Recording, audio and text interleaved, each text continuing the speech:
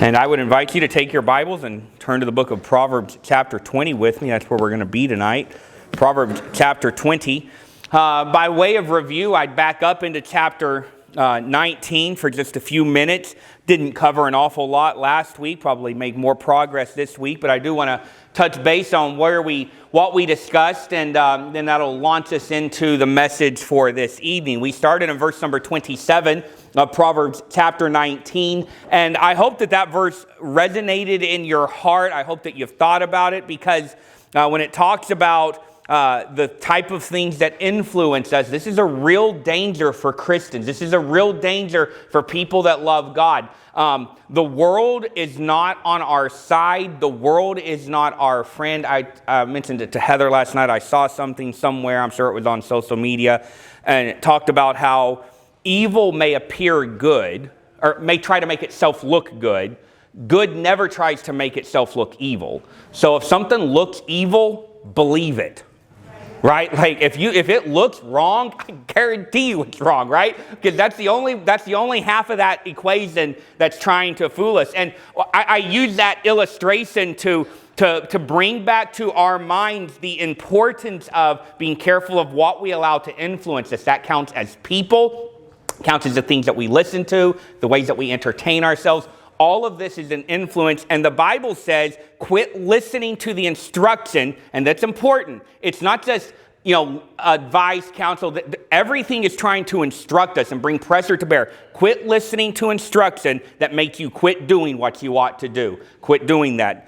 We looked in verse number 28 on words, talked about an ungodly witness, the mouth of the wicked, and we covered this briefly, but ultimately the fact is you get from wicked people what you expect to get from wicked people. When they open their mouth, you can normally tell about a person. Verse 29, we talked about punishment, and really just the aspect, drawing the application to our own lives is if you keep getting in trouble, there's probably a reason for that, right? If you act right, you do right, you live right, you behave right, you don't have to worry.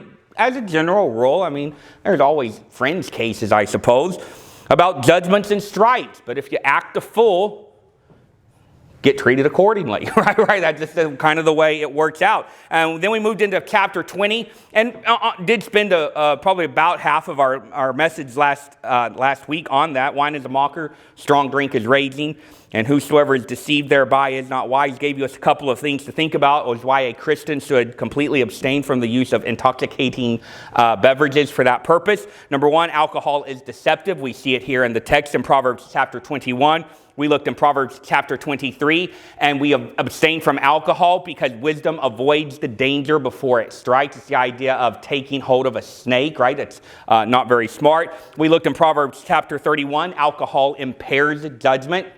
And people say, well, I don't drink till I get drunk, but every drink that you have moves you closer to drunk than you were before you had it. So it's a continuum that only progresses downward. You never drink and get more sober. That just does not happen. And we looked at in alcohol, we should abstain from alcohol because it interferes with discernment. Anything that you take that impairs you acting normally, logically, and spiritually is a bad idea. I say a bad idea. It's a sinful idea in this context. And in Ephesians 5:18, we abstain from alcohol because a Christian should remain sober and spirit controlled. And there's other application to be made, but narrowly when it comes to alcohol, we don't want anything in our hearts, anything in our bodies that negatively impacts us to be led by the Spirit. And the whole idea of getting drunk is losing control, and that is not okay for a Christian under any circumstances. And I think that's important for us to remember. The culture is shifting under us when it comes to this, even in an evangelical, relatively conservative circles. And we can't cave into it. We can't do it. We got to stay by what the Bible says. That brings us to chapter 20 and verse number 2. We are going to cover a few verses tonight, but that'll start us. Let's read verse number 2 as we think about on authority. Verse number 2 of Proverbs chapter 20, the Bible tells us, The fear of the king is as a roaring of a lion. Whoso provoketh him to anger sinneth against his own soul. I mentioned on Sunday night that Proverbs has multiple verses that circle, or I say circle, pound this idea more than anything. And this was one that I was thinking of because I knew we were going to be here tonight. And it's interesting, and I think about, we all know who wrote Proverbs, right? Somebody tell me. Solomon, right? Solomon was a king, right? And so I don't know for sure what perspective he's writing this from. It feels like as a king, when you write things like that, it's more of a don't make me mad versus don't make the boss mad. But at any rate, and I think Solomon, he was the wisest man that ever lived outside of Christ. I think that's a generally accepted point of view, and perhaps even the Bible says it. I digress. So, but the reality is that there's wisdom here when it talks about how we interact with people that are in authority over us. A king is a kind of the pinnacle of authority from a human perspective because, your boss gets mad at you, but honestly, it's really hard to fire people. And you're going to have to probably get multiple levels of bosses involved. Your human resources department's probably going to have to be involved. You're going to have a paper trail that would make a CVS receipt look short, right? Like we're going to have to go through an entire process to do it. And so you can make people mad, and it takes a long time for those type of consequences to catch up with you. Kings are different. In fact, it's almost like we just had a story about how they just lay the law down, put the hammer down, and there's really nothing that can come back from them. Though I like the way that he puts it here, especially at the end of the verse. Whoso provoketh him to anger sinneth against his own soul, right? Like you're only hurting yourself. You've seen and perhaps observed, people that do things with lions. What was the guy in Alaska with the bears who went and lived with the bears, and then he was the bear's dinner, right? Like you can't do that. I think common sense would dictate you don't live with bears, right? Because they just have to have a bad day, right? And you die. It's not good. And you know why they put thick glass between you and the lions at the zoo? Because somebody'd be sticking their hand through the cages if they had bars on it, right? And poking at them. And you see it. People go up to the glass and poke on it. And in one sense, they're trying to get some type of animation out of them. And that's a bad idea when it comes to lions. We understand that, and the Bible's saying it's the same thing when you're making people in authority upset at you. The reality is that when authority speaks, you should listen. This is a general rule that will apply to the vast majority of your life. You should obey authority for your own good. This will be an important thing that will help you through life a lot. They may not be right, but they are still your boss. And we're not talking about you ought to obey God rather than men, right? That's not what we're talking about. We're just talking about doing what we're told by people that are in authority over us. Your life will be much better if you learn how to say yes, sir, with a good attitude. Yes, ma'am, with a good attitude. I've mentioned it several times. Had a boss that talked about, I need strong backs and weak minds, right? Like the quicker we just kind of get in line and do what's required of us, your own soul will benefit from this. It's not a violation of your right to submit to authority. It's not a violation of your human dignity to do what you're told at occasion. The reality is he brings into this, especially at the end of verse number 2, he brings into this concept of your own soul. That ought to be that's the thing that naturally should be precious to you, right? And he's saying this is how you take care of yourself, by doing what you're told by people in authority. That brings us to verse 3 on minding your own business. Read verse 3. It is an honor for a man to cease from strife, but every fool will be meddling. It is an honor for a man to cease from strife, but every fool will be meddling. Think about it like this. You get to pick the level of strife in your life. You have a disproportionate say on how much strife is in your life. There are no doubt contributing factors to it, but ultimately you get the vast majority of the say. And it takes it out of the conversation of who's right and who's wrong, because generally that's what strife ends up being about, right? Power, who's right and who's wrong. And it says it doesn't matter who's right and who's wrong. It's honorable to just stay out of fights, right? And so what that might mean, it didn't say it is, I can't really think of a way to phrase it, but but just to go with it, that he's not arguing that you're always wrong, or that the other person is right, or that you're wrong, or that they're right. He's saying it's just a good thing to stay out of fights. This makes you look better. I mean, think about it. You ever gotten in a fight verbally?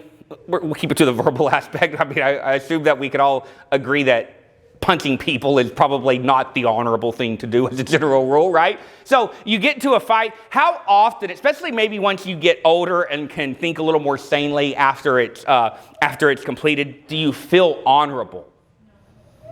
Right? You go toe to toe with somebody. You give them a piece of your mind. You tell them what for. You told them what you thought about them. You told them all of this. Do you feel do you feel honorable when you get done with that? I think it's very rare. It's very rare indeed that a person you shouldn't feel honorable once you get through with an engagement like that. And so really the guideline here is don't say things, don't engage things that make you lose your own honor. That ought to matter to you.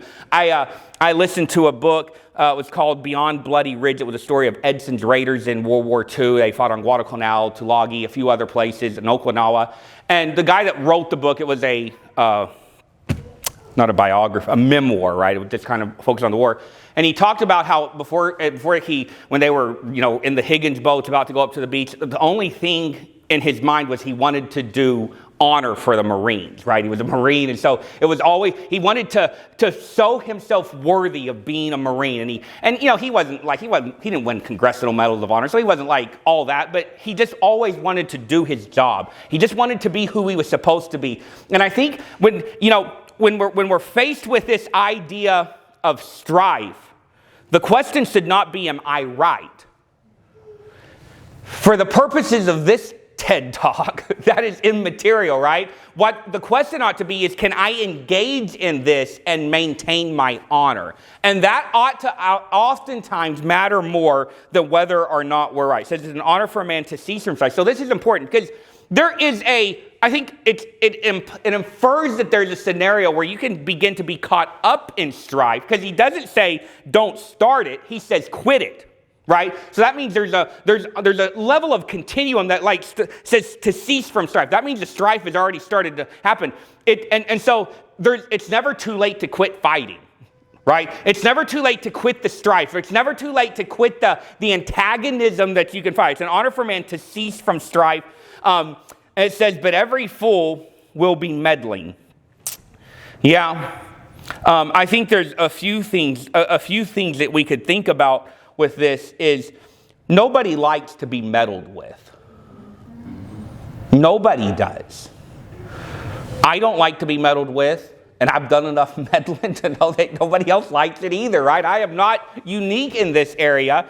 And this verse is illuminating for us because he says this is what foolish people do. It is really, maybe the common parlance, and I use it, is minding our own business. If it doesn't pertain to you, then don't mess with it. The more that you mind your own, but you'll stay out of strife for one, and you won't be meddling. So you get to pick the level of strife in your life.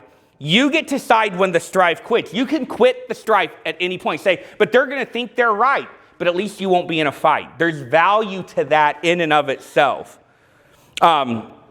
The best way to stay out of fights is to mind your own business. If it doesn't affect you, then it shouldn't concern you. And sometimes, even if it affects you, you shouldn't concern yourself with it too much. That's just the reality. It's very easy to get embroiled in things that only bring chaos, strife, and meddling into your life. And my experience has been, not that that's the only thing that matters, but my experience has been to very little value and fruit in the long term. There's very little value to that. So that brings us to verse number 4 on laziness. The sluggard will not plow by reason of the cold. Therefore shall he beg in harvest and have nothing. Now could I change one word in the sentence that may make it ever more so slightly applicable to where we're at? The sluggard will not plow by reason of the heat, right? Like it's very rare indeed here that cold is going to stop you from doing anything. And the way I kind of look at it, like it's cold like 3 days a year. That's not what's stopping me from getting stuff done, right? Now, if heat is like it's too hot, well, the second you begin to say it's too hot, you're going to cut out about 9 months of the year that you're able to get anything done around here. And we ought to kind of make it our mindset. Listen, you live in Freeport, Texas, southern Brazoria County. I personally, I could almost throw a rock and hit the old Brazos River. Not quite, but I mean, it's literally just across the street behind my neighbor's house. I live probably a mile from the Gulf of Mexico as the crow flies, which probably is the closest of anyone here. Mom and Dad would be very close to that too, probably depending on angles and whatnot. We're very close. But all of y'all live close enough to the Gulf of Mexico to get the full impact, right? Nobody is escaping this. It's going to be hot. It's going to be humid most of the year. Don't let that stop you from doing what you need to do. It says a lazy person looks at the weather and determines what they're going to do in their life. Listen, we can't let those type of things impact our activity level. Because the reality is once you begin to let environment impact how much you do, it don't matter what the environment is. It's too nice, it's too hot, it's too cold. Our environment, I've never hardly found a good day for swinging a sledgehammer. Right? It's just such a small narrow, right? It's very difficult to find time that's this is beautiful sledgehammer slinging leather, right? I've never thought that in my life. And most of it, it's been hot this week. I bought some new work shirts and everything, and I thought they looked real nice, but man, they're like a dark blue, and I'm like, I remember why I don't have dark colored shirts. I'm here roasting alive, standing out in the full sun. I honestly, I have a very easy job even when it comes to being outside. I literally kind of get to stand there, pencil and pen in hand. I'm thankful, and I'm dying, right? Like I feel bad for all of these other people, right? But all I'm saying here is don't let your environment dictate your industry level. We cannot do that in our life, and there's a penalty for it. He's not denying it's cold. Nobody's denying it's hot, right? You say go up and people say, oh, it's hot outside. Nobody goes, no, it's not really that hot. I mean, everybody agrees with that, but there's also no denying you're going to be hungry later. Right. Yeah. That's also as true. As hot as it is outside is as much I want to eat. I had a coworker, he liked to say, realize that showing up for work every day is just an admitting that you're very broke and you need money constantly, right? There's a certain level of that, and I do need money. I need a pretty steady stream of income. I could ride for a little bit and all of that, but the second I start riding, I'm looking for another way to generate some income, right? Because I want to eat next week. And I want to pay my car note, and I want to finish paying my house off. Not because those are just like, growing up saying, I can't wait to have all these bills to work on. That's just kind of what's going on. And what I'm saying is it may be hot outside, but it'll be a lot harder if your electricity gets turned off, right? And so we have to say, sometimes you just have to do what you have to do and not be so concerned with the environment around you. So there's no denying it's hot outside, no denying it's cold, no denying you'll be hungry later either. And that's what you always have to say, well, it's hot outside. Well, I'm hungry though. And so we go out and do it. Really, the fact is you can always come up with a legitimate complaint. Right. And you won't have anything either. We see what it says. Therefore, he shall beg in the harvest and have nothing. Nobody begs because of what happened 30 minutes ago. Right? Does that make sense? Nobody finds themselves in a bad position because of what they did yesterday, right? The begging in harvest and having nothing, it's because you weren't plowing when it was cold outside, right? There's a cumulative aspect of poor choices in your life, and you really, it's up to you. Listen, if you kind of read this verse in reverse, if you want to have something, if you don't want to beg during harvest, then get outside when it's cold and plow. Yeah. You get to make these decisions every day as it is. And you need to make the right calls because because the decisions that you make are affecting your future oftentimes. That brings us to verse number 5 on wisdom. It says, counsel in the heart of man is like deep water, but a man of understanding will draw it out. I think that what we find in front of us here, let me interpret this for us a little bit, is it's that most of the time what people say is not always true. And I think we find that here is counsel in the heart of man. What a man thinks, what a man is, his motivations, if you will. A lot of times those are buried kind of deep. And it says, but a wise man is going to try to pull it out. Listen, you ought to want to try to understand people, right? Alicia's 17, right? We talked about that just not that long ago. And I'm constantly telling her, don't trust those people, right? People say that and people tell you this. And I said, nobody is to be trusted. And she trusted more than she should. I'll protect her. But the point is sometimes you just have to learn things the hard way on some level, right? And we probably all did. I mean, were you never told don't trust people growing up? And you're like, oh, but I can trust this person, right? Like, okay, go ahead and do that, right? That's fine. But what I'm saying here is it's because people a lot of times say things and do things, and it's not really who they are. It's not really what they mean. It said a wise man's not listening to them, not listening to the initial thing said. He's trying to draw out the deep counsel, and it's a weird way of wording, and I admit that, or at least from our perspective. But what he's saying is do a little bit of thinking and prying and understanding what's motivating people. What motivates people is a key component to understanding what's coming out of their mouth. And a wise man doesn't take everything at face value. Listen, you should not take what people say at face value.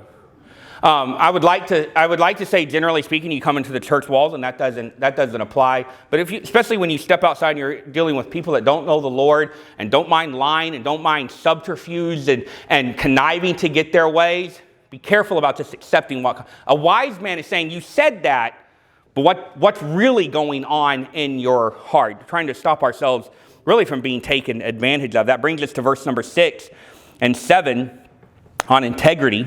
Verse number 6 and 7, most men will proclaim every one his own goodness, but a faithful man who can find? We'll read verse 7 with it. The just man walketh in his integrity, his children are blessed after him. This is a verse that it's both illuminating and obvious at the same time. Most men will proclaim every one his own goodness. Just listen to people talk. Just listen to the way people talk about themselves. And not that you have to do that for the verse to be true, but if you will do that, you will find the verse to be true. Does that make sense? Your experience will bear this out. I've noticed, I don't consider myself to be a great conversationalist, just especially with people I'm not super familiar with. But I notice sometimes, especially maybe I meet new people at work or whatever, and I don't know that I'm a good conversationalist, but I don't like awkward silences maybe. And so I've noticed before, I'm talking to somebody I don't really know, and I'll be asking them questions like, so you married, you have kids, you have siblings or whatever, and they'll talk all day long. But what I'm always interested in is like, are they asking anything back? Are they just content to talk about themselves till they're blue in the face? And honestly, I don't. If you ask me how many all this, I'd be like, well, we'll talk about you some more, right? But what I'm saying is that generally speaking, people like to talk about themselves, and most people have a very, what is the best term to describe this? A very positive opinion of themselves. Can we put it like that? It's most people, any humility is to talk about how good they are at humility, right? Like, it is very rare to find people that everything that they talk about is not about ultimately their goodness and in whatever sense. And that says most men will proclaim everyone his own goodness. This idea of proclaim, it means to, I'm going to paraphrase the definition, to shout it from the housetops, right? Like everybody wants everyone to know how good they are. And we contrast this, and again, this should not come as any surprise to us at the end of verse number 6, but a faithful man who can find. And that, let me phrase it like this. Now I've got questions, because on one hand, everybody's talking about how good they are, and then on the other hand, it's hard to find a faithful man. So what that says is most people's opinion of themselves are too high. What people say about themselves should be taken with a grain of salt. What most people proclaim about themselves is probably not a very accurate picture of the actual reality. Because if you talk to everybody's a good person.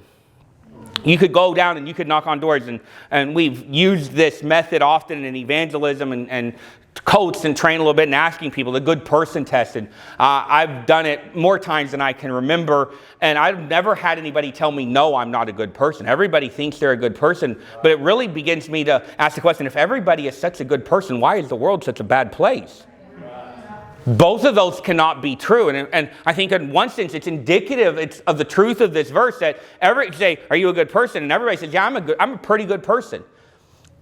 But the world is in a horrible condition. And it really just does go back to, but a faithful man who can find. You got to look hard for faithful people. They are hard to be. And you know why they're hard to find? Because it's hard to be a faithful man. Right? You have to work at that. You have to put forth effort and apply your own self to be that type of person. That moves us to verse 7. The just man walketh in his integrity.